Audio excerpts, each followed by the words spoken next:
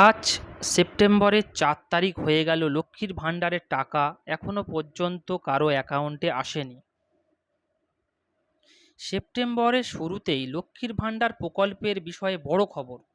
প্রতি মাসের মতো এ মাসে পশ্চিমবঙ্গের ২৫ বছরের বেশি মহিলারা ১,০০০ থেকে ১,২০০ টাকা পেতে চলেছে।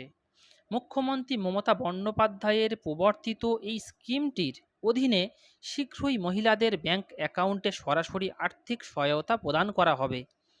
প্রতি মাসের প্রথম সপ্তাহে লক্ষ্মীর ভাণ্ডারের টাকা ঢুকে যায়, কিন্তু চলতি সেপ্টেম্বর মাসে এই টাকা কবে নাগাদ ঢুকবে তার আপডেট ইতিমধ্যেই পাওয়া যায়, যা আজকে আপনার সাথে আমরা শেয়ার করছি।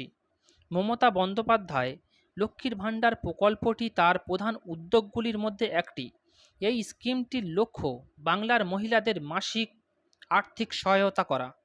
এই কর্মসূচির প্রবর্তন তার নির্বাচনী সাফল্যেরও একটি গুরুত্বপূর্ণ ভূমিকা পালন করেছিল, কারণ লক্ষ্মীর ভাণ্ডার প্রকল্পটি মহিলাদের সমর্থন ও ক্ষমতায়নের জন্য পশ্চিমবঙ্গ সরকারের একটি বিস্তৃত উদ্যোগের অংশ।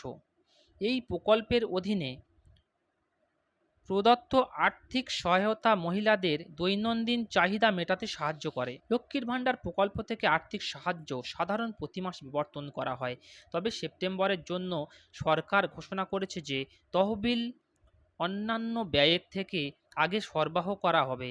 মুখ্যমন্ত্রী মমতা বন্দ্যোপাধ্যায় নির্দিষ্ট করেছেন যে সুবিধাভোগীদের তাদের লক্ষ্মীর ভাণ্ডারের টাকা ১ থেকে ৮ই সেপ্টেম্বরের মধ্যে পেয়ে যাবেন।